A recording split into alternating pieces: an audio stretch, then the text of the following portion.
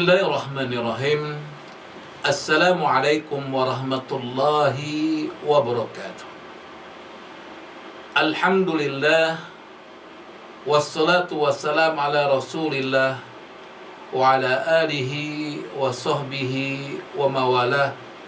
La hawla wa la quwwata illa billah. Ma'asyiral muslimin wal muslimat, arsadakumullah. Insyaallah kita akan melanjutkan kembali kajian kitab Ihya Ulumuddin, karya dari seorang ulama besar yaitu Imam Al-Ghazali. Dan pada kesempatan kali ini kita akan membahas salah satu poin dari tema yang tertulis dalam kitab beliau, yaitu tentang Asrarus Shaum. Imam Ghazali dalam bukunya mengatakan bahwa orang yang berpuasa itu memiliki tingkatan-tingkatan. Dan beliau mengatakan ada 3 tingkatan saum. Yang pertama adalah saum orang awam. Apa yang dimaksud dengan saum orang awam? Yaitu orang-orang yang berpuasa hanya menahan dari tidak makan, menahan dari tidak minum, menahan kemaluannya dan syahwatnya kepada pasangan hidupnya. Ini kelompok yang pertama.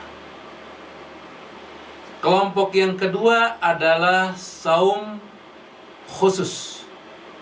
Jadi orang ini adalah orang yang saumnya khusus.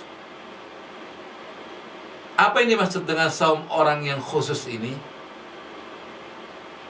Orang-orang yang disebut sebagai saum khusus ini adalah orang-orang selain dia menahan haus dan lapar, tidak melakukan hubungan dengan pasangan hidupnya di saum di siang hari, tapi juga mereka adalah orang-orang yang juga mensaumkan anggota tubuhnya.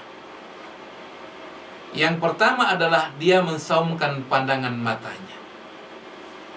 Dia tidak akan memandang hal-hal yang diharamkan oleh Allah Subhanahu wa taala. Dia hanya akan memandang hal-hal yang dihalalkan oleh Allah Subhanahu wa taala. Karena memang satu kemaksiatan itu bermula daripada pandangan. Maka dalam sebuah hadis disebutkan bahwa pandangan itu merupakan salah satu dari panah-panah setan. Maka orang-orang yang dikatakan sebagai orang puasanya orang khusus adalah orang-orang yang menahan pandangannya dari hal-hal yang diharamkan oleh Allah Subhanahu wa taala. Kemudian yang kedua adalah orang yang puasa khusus ini adalah orang-orang yang dia menjaga lisannya.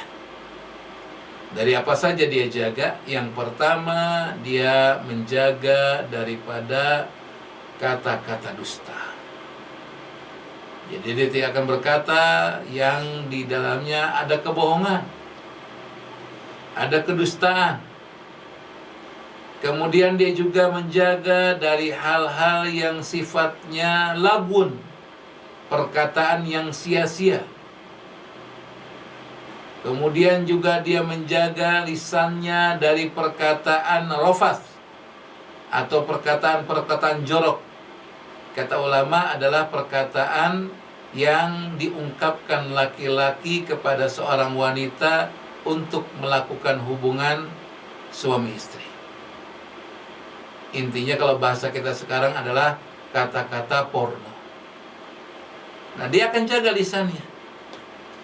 Karena Rasulullah mengatakan bahwa Allah tidak butuh kepada orang-orang yang suka berkata-kata dusta walaupun dia menahan dari makan dan minum. Ya. Jadi harus ditinggalkan perkataan dusta.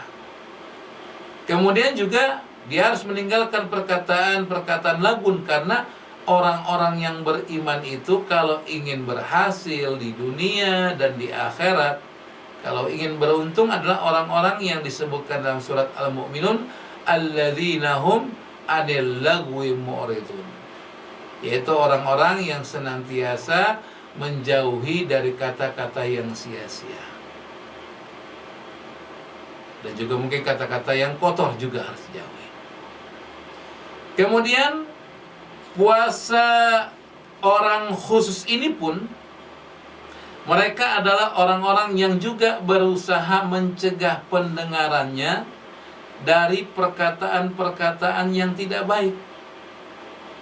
Karena memang Allah mengatakan pendengaran itu akan dipinta pertanggungjawabannya oleh Allah Subhanahu wa taala.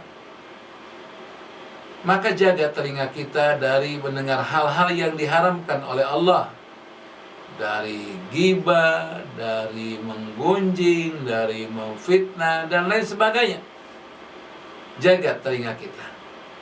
Kalau kita sudah menjaga telinga kita, maka kita dikatakan sebagai puasanya orang khusus. Kemudian selain itu, dia juga menjaga anggota tubuh lainnya, seperti tangannya, kakinya. Dia tidak akan menyentuh kecuali yang dihalalkan oleh Allah. Dia tidak akan melangkah kecuali kepada tempat yang dicintai Allah. Jadi dia jauh dari hal-hal yang membahayakan dirinya dari tangan dan kakinya. Dan memang semua langkah-langkah kita, kalau kita melangkah ke tempat yang dimurkai Allah, tempat yang dilarang kita datang, itu nanti langkah-langkah kita akan bersaksi di hadapan Allah Subhanahu wa taala. Bahkan bumi yang kita pijak pun akan bersaksi di hadapan Allah Subhanahu wa taala. Oleh karena itu, jaga tubuh-tubuh kita, anggota tubuh kita selain pendengaran, selain penglihatan, untuk tidak terjatuh pada perbuatan dosa, sehingga itu akan mengurangi nilai-nilai pahala yang kita lakukan. Kemudian yang kelima, puasanya orang khusus itu adalah orang-orang yang ketika dia makan, maka dia akan mengurangi makanan-makanan yang dia makan. Bahkan dikatakan di sini, dia tidak akan memperbanyak makanan-makanan yang halal saat berbuka. Dia cukupkan dengan apa? Dengan kurma. Dia cukupkan dengan apa? Dengan air putih. Karena ini yang dicontohkan oleh Rasulullah. Rasulullah kalau berbuka itu hanya dengan kurma. Kata Rasulullah, kalau nggak ketemu kurma, cukup dengan air putih. Jadi nggak perlu kita repot-repot dengan jenis-jenis makanan berbuka. Karena apa? Selain itu akan membuat kita nggak sehat, karena memang tubuh kita sudah lapar sekian waktu, tiba-tiba mendadak dapat makanan. Kemudian juga kadang-kadang makanan yang kita buat, makanan yang kita beli untuk berbuka itu berlebihan, lalu nggak kemakan, lalu jadilah yang disebut sebagai tabdzir, hal-hal yang rugi, hal-hal yang dibenci oleh Allah Subhanahu wa taala. Kemudian ciri yang keenam adalah puasanya orang khusus itu setelah berbuka hatinya itu berada di antara perasaan harap dan takut kepada Allah. Yaitu dia berharap semoga yang dilakukan diganjar dengan kebaikan oleh Allah.